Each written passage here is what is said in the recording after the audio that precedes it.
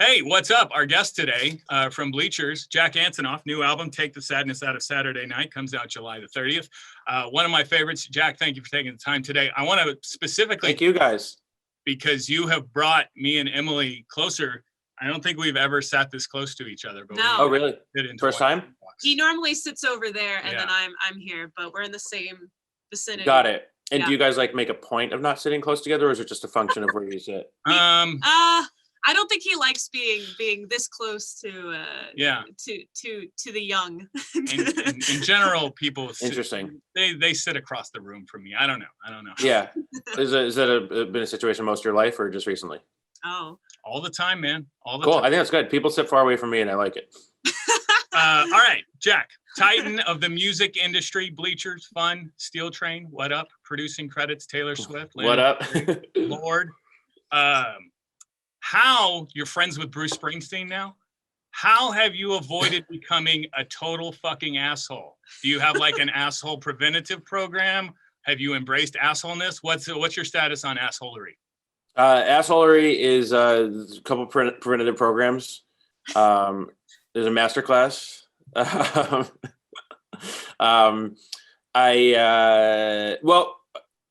give you a serious answer. Okay.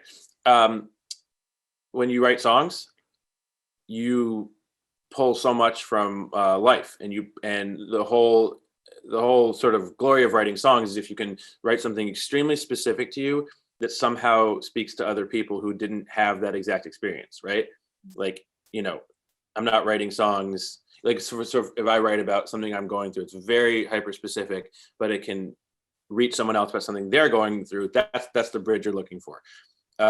With that said, you find those ideas and connections by being in the world. You don't find those ideas and connections by only spending your time in a tiny portion of society that doesn't represent everything. So I just spend most of my time in New Jersey or near my apartment, and sometimes when you do kind of like engage in like fancy things or whatever, you can sort of have this feeling that you can clock where you're like, oh, this is fun and interesting, but this isn't what's going on out there. So, you don't want to like write a song from space. You want to write a song standing on the ground. Yeah, definitely. I'm new to the whole industry. I'm the new friend, as he says. And so I'm always up for any sort of advice on not only how to not be an asshole, but how to deal with assholes. There's obviously a lot of criticism and things like that. Assholes draw assholes. It's sort of like, yeah, totally. I'm glad he's left the frame. I'm just kidding. I like the word cynicism, because cynicism, like, to me, like, asshole is like a symptom, right? Like someone's acting like an asshole, but like the real thing that I notice in people, and I can see in myself, and I hate it, and I try to get rid of it, is cynicism, is, seeing something for its worst, seeing something as bad as it could be instead of as good as it could be. And whether it's when I'm writing my own songs, when I'm hanging out with my friends or my family, or when I'm collaborating with other people, it's like you really have this choice where you can surround yourself with people that see the best in you, and then you see the best in them, and then it's this back and forth, versus people that kind of have a shitty view on things. And it's really, look, definitely with songwriting, making records, I feel like it's a pretty one or the other. The process is giving you life or taking life. The process is making you tired and sick, or the process is making you alive and feeling amazing. And it's usually a lack of cynicism that leads you to the right side of it. On the collaboration topic, I mentioned Bruce Springsteen is on the new Bleachers album. That's a pretty good get. How did that come about? Did he want to be on your album? Did you reach out to him? Did you just dial him up? Do you have the celebrity handbook now? How did that happen? We met at a anti-asshole convention, and one thing led to another. No, that one happened super organic, and it had to, because he's obviously a big influence on me. I grew up in New Jersey. He was the first artist that I heard that I was like, oh shit, like I recognize not only the literal landmarks this person's talking about, but the feelings of being from this place. So if I woke up one day and said I want to do a song with Bruce, it would have been too heavy. I wouldn't have been able to write that song. It just would have been too much. But I had the song called Chinatown, which I had written, and it was done, and I was him and I and Patty have become close over a period of time, and just playing each other music. And I played them an early demo of that, and they got a studio in their place. One thing led to another. Everyone was just sort of messing around on it. And even at the time I was like, this is fun and cool. It wasn't until I heard it a few days later where I was like, wow, his voice really works on this and feels full circle. And like, this person who had inspired in many ways the sound of some of these records is now coming in and singing the second chorus. It was just like a beautiful cycle to it. So I always hate it when something like big like that, like, oh shit, you have Bruce on a song, and someone's like, well, it just sort of happened, but it did. I ran down some of your producer credits: Taylor Swift, Lorde, Lana Del Rey. Let me ask you the question you've been asked a million times. You work with a lot of female artists. Is that a dynamic that works for you? Why does it always seem to wind up with that like that? I've never come up with a good answer for it, because I'm not sure. And I always wonder, I don't know, all I can say is like, you find collaboration is pretty rare that it works, you and if you find people that you can create things with and take an idea and flush it out, you just don't leave those relationships. But I don't have a good answer for that part of it. I was really just asking to say, will you produce my album? Can I sing you some stuff? I only work with women. I will, whenever the time is right. What's your hat? Am I going to get in trouble for asking what that hat means? Oh. No, it's so that's the state of Texas. And I know that. Sort of the geography. But it looks like the Whataburger. Oh, it is. It is. Oh, yeah, you got it.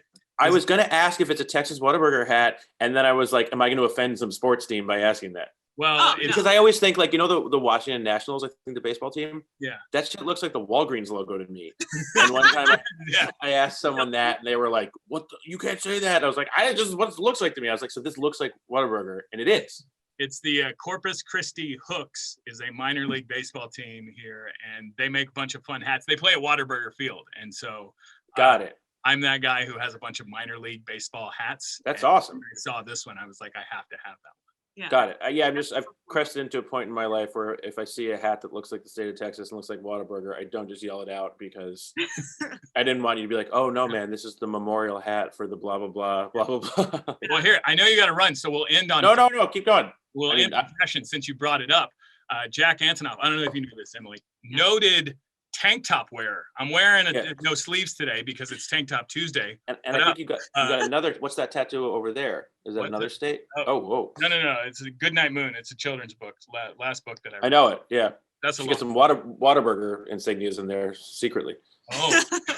But yeah, I see you all the time. Sleeves off.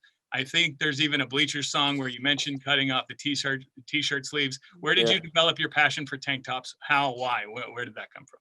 I think in life you get no one gets everything, right? Like I'm not like huge on this or that, but I like having my sleeves off. Like it makes me feel good. It makes me feel sort of like energized and alive and so it just sometimes there's like a emotional toughness to the songs that I think I could portray by showing a few muscles here or there. And then there's also like my band, like we just kind of have this vibe of like sort of like there's some muscle, but there's also some like we've just also been like sitting outside eating too. So I like bringing that to the stage a little bit. Very porch vibes. Porch vibes. Yeah, that's it. Yeah, totally. Which is totally the culture of the music. If you need to mow the lawn, you're ready for that. But also, you could read. I'm also ready to play the show. Yeah, and that's exactly it. Yeah, because I think it's like. Yeah, like what's the music saying? Like the Bleachers isn't saying like, Bleachers saying like, yeah, come hang out on the porch with us. So therein lies the tank top. But I'd love to get a Whataburger hat. Come to, in fact, ACL Fest, you're gonna be here. We can talk Whataburger hats. Figure that out. If you can deliver me one, I will Venmo you. I'm on it. Okay. Take the Sadness Out of Saturday Night comes out July 30th. Jack Antonoff and Bleachers. He's at ACL Fest. Your people are going to yell at me if we don't let you go. I was 2 minutes. No, I was 2 minutes late. It's my fault. We got 2 more minutes or whatever. I was just going to say on the way out and give you no chance to respond. You should do a fun reunion. That would really mean something to me. Why now I have to respond. I appreciate you appreciate that music. Like a political answer. Wait, so you guys going to ACL?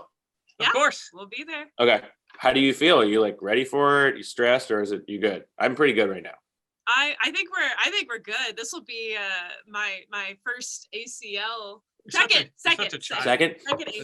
ACL ever. But I have so many Austin memories. It's crazy because when I was 15 years old, my first tour, we started in New Jersey, went to Florida, and I remember we had this big conversation like, do we think we can make it to Texas? So Austin was like the furthest destination, and I called a place that I thought was called Earland, like ear music, and it turned out it was called Beerland, which I'm sure you know the place I'm talking about.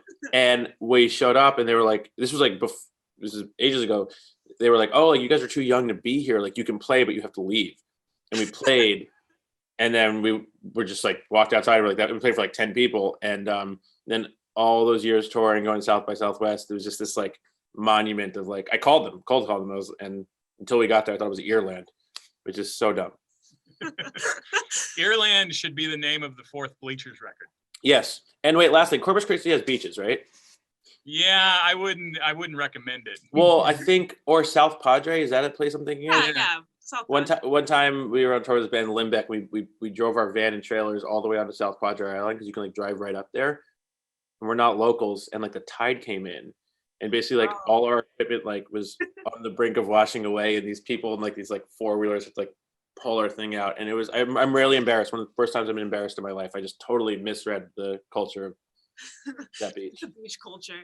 Yeah. If you were wearing a tank top, it might have worked out. You might have fit in. That's the thing. I have my shirt off, but I look better in a tank top.